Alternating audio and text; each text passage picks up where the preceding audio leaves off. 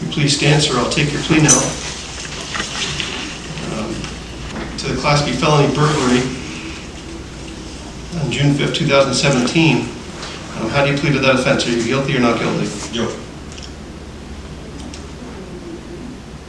A finding of guilty is entered. I'll find your plea of guilty is free of any coercion and is the result of a knowing, intelligent, voluntary decision on your part. Why don't you have a seat? June 5th, 2017, at 2:30 p.m. will be a date and time we will never forget.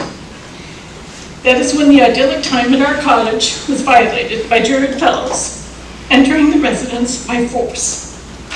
I had just returned home from a day of running errands to come home to find the front door kicked in, although the deadbolt held.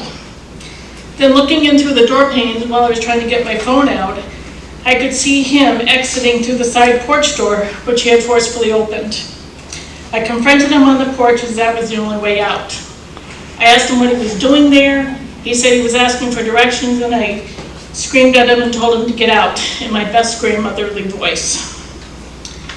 The family cottage, or as we call it, camp, has been in the family for 76 years.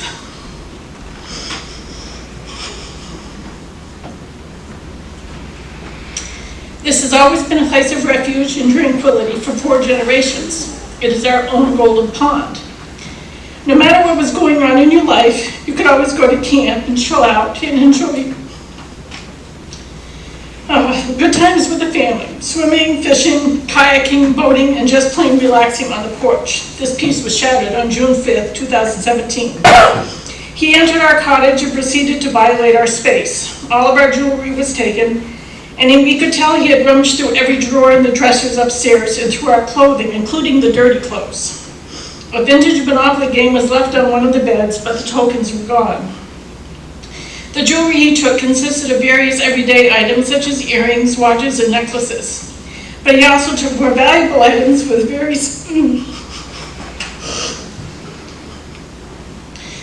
special meanings and significance. My diamond engagement ring. Back in the 70s, I had lost this stone out of my original engagement ring. And finally, in 2001, for my 50th birthday, after raising 2 children and getting them to college, my husband was able to replace that ring. Now it is gone. There was a vintage diamond ring that belonged to one of my aunts. That was probably 80 years old. And that was something I was hoping to pass down to one of my granddaughters. Now that is gone. I had a mother's ring consisting of a pearl, ruby, and amethyst stone, which I received from my husband and children for Mother's Day probably about 25 years ago. Now that is gone. Pearl earrings with diamonds and matching necklace given to me by my daughter in 2004 when she got married, that's gone. A pearl and diamond ring and pearl bracelet given to me by my son in 2004 when he got married, that's also gone. There was a black Tahitian curled cultured pearl necklace and matching earrings given to me by my husband in 2005, also gone. My original engagement ring with a stone out, which was given to me in 1973 by my husband, that's also gone. A Pandora bracelet with many charms given to me by my children and granddaughters in 2011 for my 60th birthday. Each charm has a story, the birthstones of my granddaughters, charms from them for Christmas, charms for a special trip we went on, all gone. Our plans for the summer changed as a result of this violation of our privacy and space. We felt we were no longer secure there. Plans to have our granddaughters from Iowa come visit had to be changed. Since it took some time to replace the 2 damaged doors, we did not feel it was a safe place for them. We were not sure if he was not going to return. We did have our granddaughters that live here in New Hampshire come visit, and they saw the damage he did. This made an impression on them as well. My granddaughters now hide some of their treasures, so the bad man won't come and take them. They should not have to feel that way. As they said, he was rude to break in and take our stuff. Since our burglary on June 5th, Mr. Fellows continued to rob other individuals and turn their lives upside down.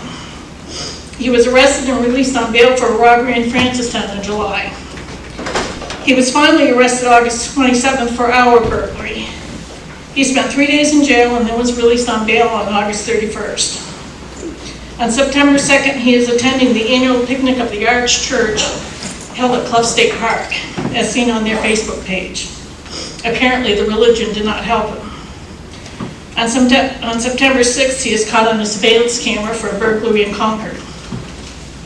We feel he should get the maximum sentence allowed for this case. Hopefully, he will be successfully prosecuted for the other charges and will spend a long time in prison.